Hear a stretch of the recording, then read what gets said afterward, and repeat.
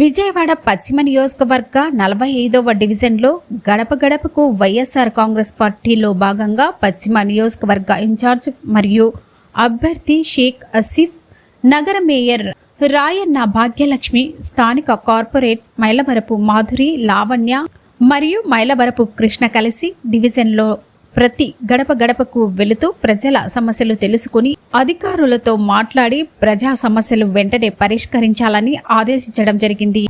ఈ కార్యక్రమంలో 45వ డివిజన్ నాయకులు ముత్తా వాసు, బి కోటేశ్వరరావు, ఎం రాంబాబు, బి మల్లేశ్వరరావు, లక్ష్మణ్, లింగమయ్య, బుజ్జి, వైఎస్ఆర్ కాంగ్రెస్ పార్టీ నాయకులు, కార్యకర్తలు, సచివాలయ కన్వీనర్లు, గృహ సారథులు, బూత్ లెవెల్ ఏజెంట్లు, సోషల్ మీడియా సభ్యులు పాల్గొన్నారు.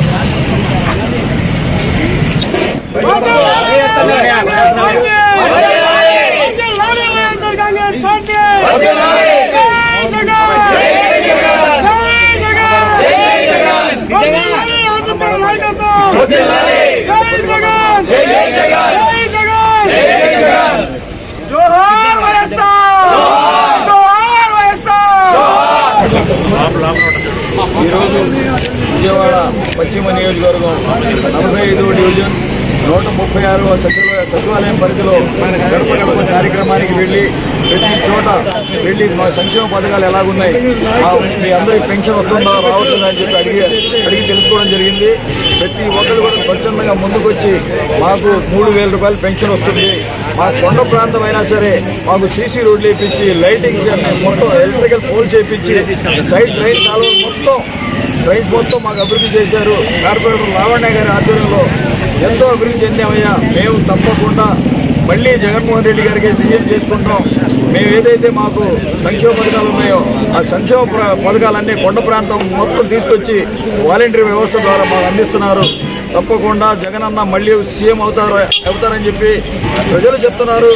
అందరికీ నమస్కారం అండి. ఈరోజు 45వ డివిజన్ 136 సచివాలయం గడప గడప కార్యక్రమం మన ఎమ్మెల్యే అభ్యర్థి ఆసిఫ్ గారితో తీసుకెళ్లి ప్రజలందరికీ కూడా ఏంటంటే ఇప్పుడు దాకా జరిగిన అభివృద్ధి పనులు ఏదైతే గత 10-15 సంవత్సరాల నుంచి కొండ ప్రాంతం పనులు ఏది కూడా జరగనివి మనం ఎమ్మెల్యే గారి మద్దతుతో మొత్తం అన్ని పనులు చేయించుకున్నవి, ఇంకా మనకి ముందు పనులు చాలా జరగాల్సి ఉన్నాయి కాబట్టి అవన్నీ కూడా ప్రజలకు తెలుపుకుంటూ మన ఆసిఫ్ గారిని తీసుకెళ్లి మనకి ఇంతే డెవలప్మెంట్ డివిజన్లో ఉండాలని చెప్పేసి, అంతేకాకుండా వస్తున్న సంక్షేమ పథకాలన్నీ కూడా అలాగే కంటిన్యూ అవ్వాలంటే మనం ఎన్నుకోవాల్సిన నాయకులు వైఎస్ఆర్ కాంగ్రెస్ పార్టీ గురించి మొత్తం అంతా చెప్పడం, వాళ్ళ దగ్గర నుంచి వస్తున్న ఆదరణ మొత్తం అంతా కూడా వాళ్ళ ఏదైతే మనం చేస్తున్నామో దాని నుంచి వస్తున్న ఆదరణ మేము వెళ్ళి తెలుసుకొని ఇంకా ఏమైనా ఇబ్బందులు ఉన్నాయా అన్నా సరే లేవు అని వాళ్ళ నోటి నుంచే మేము వింటూ, ఎందుకంటే అంత డెవలప్మెంట్ అయిపోయి వాళ్ళు ఏంటంటే చాలా చేశారమ్మా, చాలా మీరే మిమ్మల్ని గెలిపించుకుంటాము, మళ్ళీ మీరే రావాలి అని వాళ్ళ దగ్గర నుంచి వస్తున్న స్పందన కూడా చాలా ఆనందంగా ఉంది.